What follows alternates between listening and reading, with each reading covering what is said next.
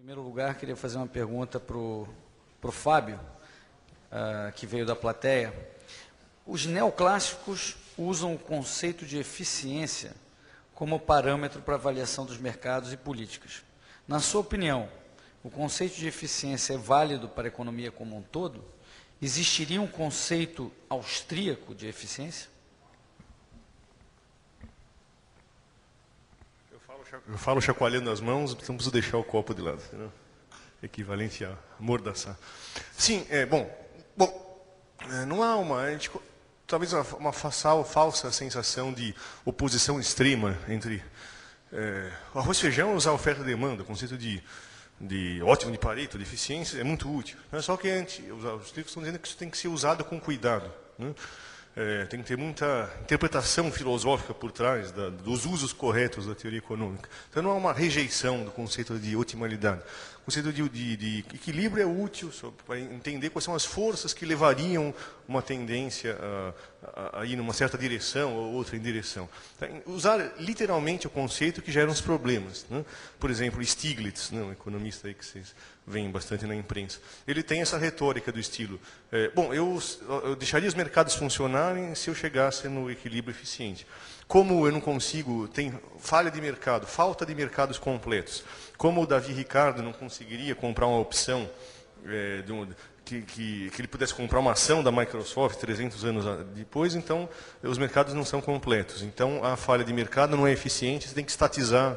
Eu não estou brincando, ele fala, tem que estatizar o investimento. A crítica do Hayek seria, você não teria essas opções, essas alternativas, se não houvesse a competição que é imperfeita, que levaria à descoberta dessas alternativas. Então, aí é um mau uso da ideia de eficiência, embora seja fundamental como um limite. Assim, é como se a física sem atrito, não está dizendo que nós vivemos num ringue de patinação, mas é útil para conseguir pensar, para depois pensar as modificações do mundo real. Eu não vou deixar de usar F igual a MA quando eu falo isso. Bom, dito isso, existe sim uma alternativa ao conceito de eficiência pura, que é o conceito que o Hayek chama de coordenação de padrão, né? Que eu não consigo explicar isso em poucas palavras, né? Mas ele vai substituir, bom, que nem eu disse, vamos substituir uma metáfora mecânica por uma metáfora biológica, de adaptação, né? Então, em vez de chegar no ótimo de Pareto, vamos partir do péssimo de Pareto.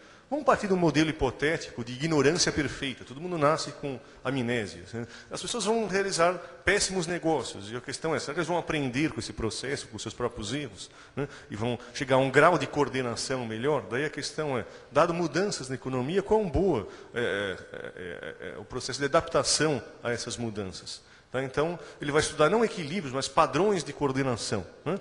O critério ele não é operacional, né? Que é a crítica que o Stiglitz vai fazer. Não, mas você não consegue calcular isso numa fórmula. Bom, porque o conceito não pode ser representado através de uma variável. Tá? Então, mas o conceito é usado na prática, para quem não é, a gente colocou em termos abstratos, pegam textos que tratam as questões, existem diferenças substanciais de política econômica derivadas de uma abordagem neoclássica ou de uma abordagem austríaca. Pega Kirchner, por exemplo, lá o livro principal dele. Vejam como a diferença de tratar a publicidade, qual é a diferença de tratar o monopólio. Existem diferenças substanciais sobre política econômica derivadas dessas teorias diferentes. Ou seja, é uma teoria, não é a crítica de... essa teoria não é operacional, então ela é só blá blá, filosófico, não chega lá, não é verdade. Tem diferenças substanciais das duas visões, né? Bom, mas o critério utilizado pelo Hayek é o de pattern coordination, que está bem discutido no próprio livro que o professor Biratã citou, o livro do Mário Rizzo, né? Economia do Tempo e da Ignorância. Está lá a sua alternativa à ideia de eficiência paretiana, né? Perígio, no segundo, tem uma pergunta ali atrás primeiro, por favor. Parabéns pela palestra dos senhores, muito instrutiva. Meu nome é Leandro, eu queria fazer uma consideração e gostaria que vocês comentassem o grau de bobagem que eu posso estar falando, né? Tem um livro do professor de Direito aqui do Rio Grande do Sul, parece que até faleceu agora, muito famoso, o Ovidio Batista, que é processo de ideologia. E no decorrer do livro você vai percebendo qual é a ideologia que está por trás do que ele está escrevendo, né? E numa parte ele fala assim, que infelizmente não dá para existir um país socialista no mundo capitalista, né? Meio que lamentando o fim do socialismo e tal. porque sempre tinha um remanescente capitalista para estragar tudo. Mas nós sabemos que é o contrário, né? Que só pode existir alguém tentando ser socialista num mundo capitalista porque ele copia os preços de mercado dos países capitalistas, né? E trazendo isso para dentro de um mesmo país, que a gente tem as políticas públicas poderiam ser mais ou menos interpretadas como se fossem esses modelos socialistas dentro de países capitalistas. Então, o sistema público de saúde, vamos dizer, para quem não tem condições de pagar, dentro de um mercado de saúde privado. Não seria uma forma importante de combate de ideias e de desenvolvimento de pesquisas, tentar mostrar que, se você quer uma política pública de saúde, você chega à conclusão política de que você quer ter uma política pública subsidiando quem não tem condições, mostrar que você precisa de fomentar ao máximo uma economia de mercado naquele setor, para que quanto melhor for a economia de mercado naquele setor, vai ter uma política pública razoavelmente melhor também. Ou seja, o parasita ele melhora de acordo com a saúde do hospedeiro. Era isso que eu gostaria de perguntar. Bira, você quer tentar? Eu diria que a melhor das políticas públicas é aquela que não existe. Nas áreas... Não que o Estado deva se abster, na minha visão, de cumprir o seu papel em certas áreas, como, por exemplo, educação e saúde, mas ele deve entrar indiretamente nessas áreas e não através de políticas. Ele deve pagar para todos estudarem, para todos terem acesso à saúde e não ficar recitando aquilo que eu chamo de teorema do subdesenvolvimento fundamental da América Latina. João é pobre porque Pedro é rico. É a cabeça de sul-americano. João pode ser uma pessoa, pode ser um sexo, pode ser uma raça, pode ser um país, pode ser uma região. João é pobre porque Pedro é rico. E daí deriva diretamente um corolário que é aplicado pela nossa atual política externa, que pode ser assim resumido: o somatório das pobrezas é igual à riqueza. Vamos juntar Brasil, Venezuela, Bolívia e vamos bater de frente com os Estados Unidos, com a Europa e com o Japão.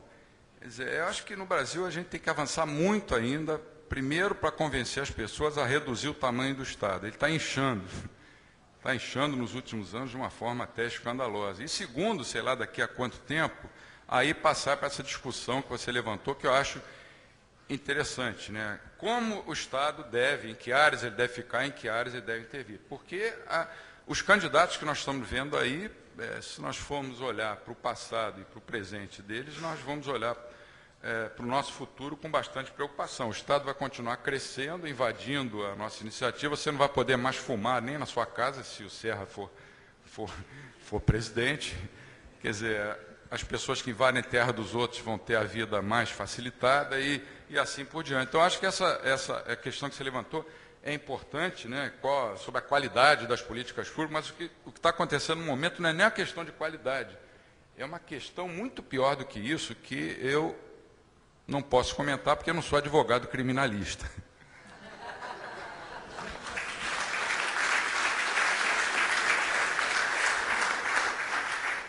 Perinja, tem uma pergunta? O Hélio, eu queria cumprimentar primeiro o elogio ao poder de síntese dos dois nossos parceiros.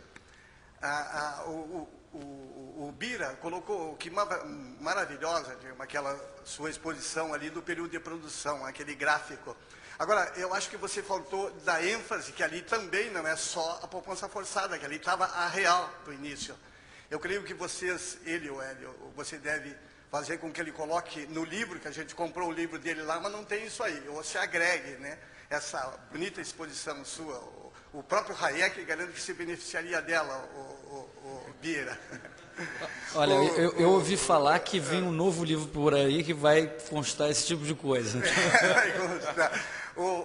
Fábio, você deu muita ênfase no início como um problema de alocação de recursos para todos, inclusive para o austríaco, quando, na verdade, os austríacos não há esse problema de alocação de recursos, já que a ação individual, e ela se faz pela ação e escolha individual em cada um. Ou eu entendi mal? Isso aí. Obrigado. Fábio. Acho que a confusão vem no uso das palavras. O problema alocativo existe. Está no Menger, tá em toda a exposição, é a mesma coisa, só que não se usa muito o termo alocação. Ação individual, mas talvez a confusão, as pessoas criticam a definição do Robbins, alocação de recursos escassos e fins alternativos, como se fosse algo que leva a uma visão de engenharia da coisa. Pode ser interpretado como uma questão de engenharia, mas pode ser interpretado como uma coisa não de engenharia, como a ação humana. Os indivíduos individuais têm meios e fins. Eu preciso fazer o que eu faço com o meu sábado à tarde. Vou dormir, vou no parque, eu estou alocando meu tempo escasso a fins alternativos. Só a questão de não interpretar como uma questão de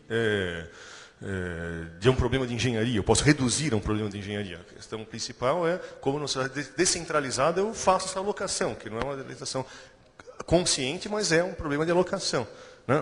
A discussão dessas definições do que é economia é muito proveitoso ler o Economic Point of View acho que é esse o título, do primeiro livro que é a tese de doutorado do Kirchner, que ele define, é um estudo do doutorado dele sobre as milhares de definições do que é economia. Daí ali tem uma discussão do que se concorda e do que não se concorda com a definição básica da economia, mas eu discordo, eu acho que o problema quer dizer, o problema da ação humana, como eu defino, é um problema de o que fazer com os recursos escassos para atender às necessidades humanas. A ação é ação proposital. O problema locativo é outra forma de dizer a ação proposital, mas você pode ter diferenças de interpretação, mas o problema básico é o mesmo, sim.